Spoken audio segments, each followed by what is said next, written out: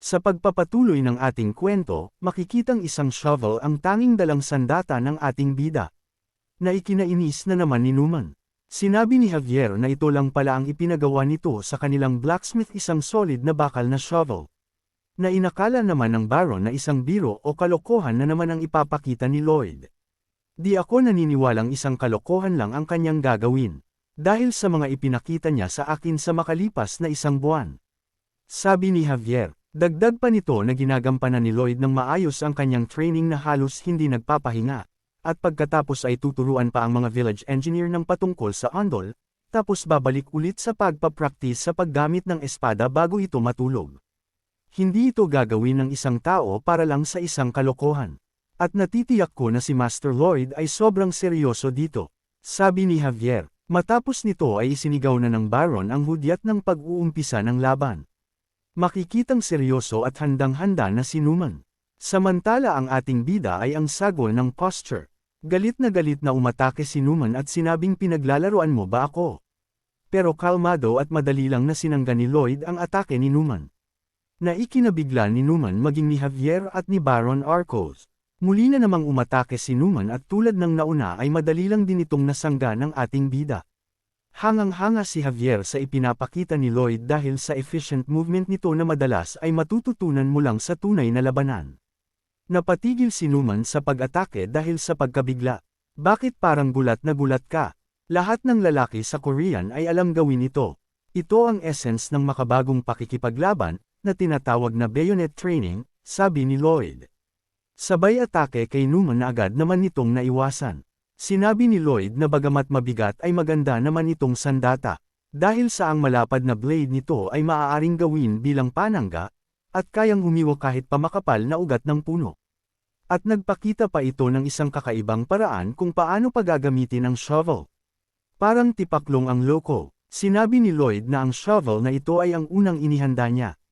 Para talunin si Numan, pangalawa ay ang mga basic sword fighting steps na natutunan nito mula kay Javier.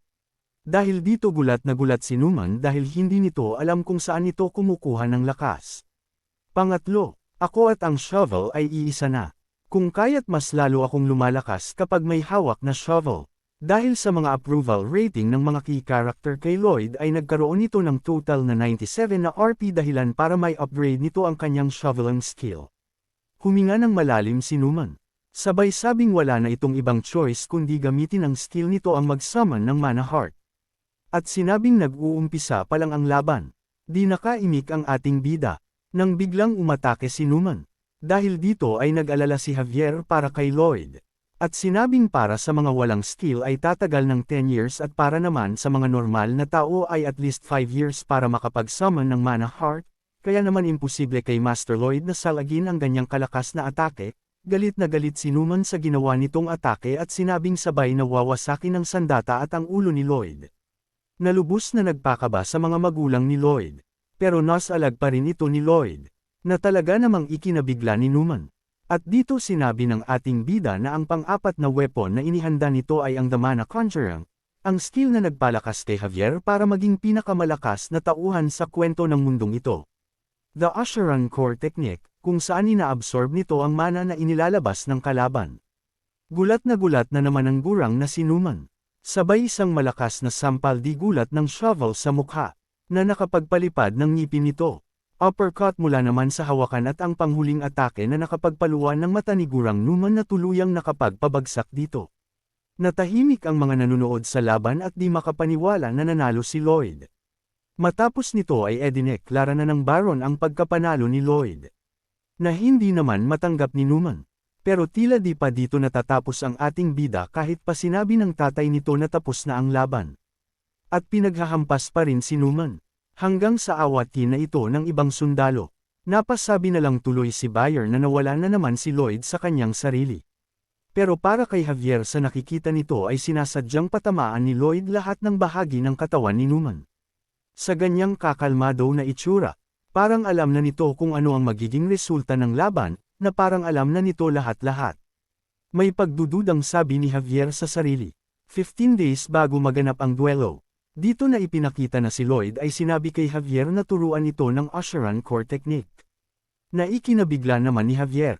At napatanong sa kay Lloyd kung paano niya ito nalaman. Sa isip-isip ni Javier ay sinabi nito na wala pa siyang pinagsabihan patungkol sa teknik na ito. Dahil sa ito ay hindi niya pa namamaster. Pero sumagot lang si Lloyd na, nagsasalita si Javier patungkol dito sa tuwing matutulog habang kinakantahan ng lullaby. Bagamat alam ni Javier na kahit pa nagsasalita ito habang natutulog, ay walang ibang paraan para malaman niya ito, at sinabi kay Lloyd na patawad dahil di kita matuturuan. Dahil ang teknik na iyon ay hindi ko pa namamaster, sabi ni Javier. So ibig sabihin, tuturuan mo ako kung tutulungan kita na ma-perfect iyon. Kampanteng tanong ni Lloyd, kung iyan ay posible, then, yes tuturuan kita. Anong meron bakit ganito siya ka-confident, confused na tanong ni Javier sa sarili. At nagsimula ng ipaliwanag ni Lloyd ang magiging proseso. At dito ay sinabi niya habang idine-demo. Nasubukan nitong kunin lahat ng mana at i-combine sa mana heart na mayroon si Javier sa katawan nito, na magre-resulta naman ng pag-bounce off ng mana.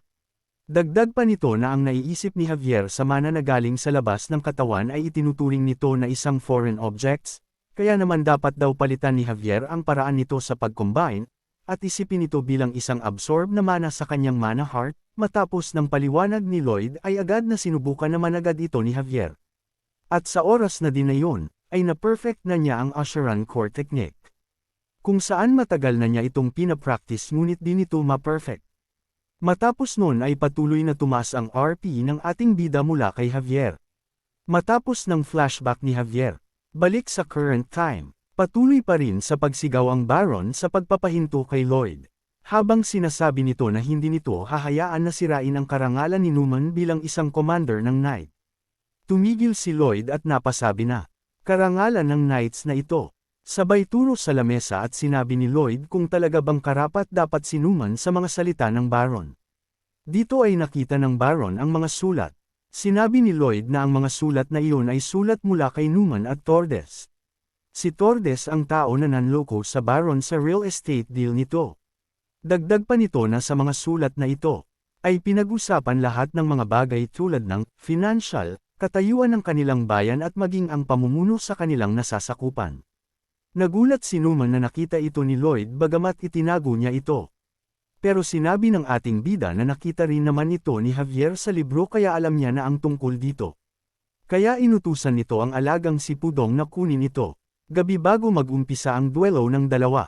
Matapos nito, ay makikitang napaupo ang Baron, at naisip ni Lloyd na ang Baron ay sadyang mabait katulad kung paano ito i-describe sa libro. Kaya naman, nag-offer ito ng kanyang suggestions kung saan sinabi ni Lloyd na magpapabagsak sila ng isang daga sa ulo ni Newman. Na kapag ito ay hindi nasaktan ay hahayaan itong umalis sa kanilang lugar, ngunit kung ito naman ay masasaktan ay i-demote ito at magiging isang normal na sundalo na lang hanggang sa pagsisihan nito ang kanyang nagawa, sabi ni Lloyd. Habang ang mga tao naman na nandoon, ay nagbulong-bulungan na hindi daw nito magagawang saktan si Newman. Di inakala ng Baron na ganito ang magiging offer ni Lloyd, na kahit alam nito na dahil sa ginawa ni Newman ay maaari itong bigyan ng mas mabigat na parusa, pero mas pinili pa rin na bigyan ng chance si Newman. Kaya naman sinang-ayunan ito ng Baron. Tinanong ni Lloyd si Newman kung ito ay may objection sa gagawin. Sumagot naman si Newman na wala at sa halip nagpasalamat pa ito dahil sa awang ipinapakita nila. Sinabi ni Lloyd na anong awa ang sinasabi mo. Habang si Newman naman ay nag-iisip ng paghihiganti sa mag-ama na simpleng ngumiti. Na napansin naman ng ating bida. At sinabing may pangiti-ngiti ka pang nalalaman ha. Sabagay last mo na yan. Napatanong si Newman anong ibig mong sabihin. Sa kanya ililabas si Pudong. At binigyan ng sunflower. Pagkahagis sa taas ay kinain na ni Pudong ang sunflower. Na nagresulta sa dahan-dahan nitong paglaki. Gulat na gulat lahat ng mga tao na nandoon sa nakikita. Mas lalo na si Newman na halos lumuwa ang mata nito.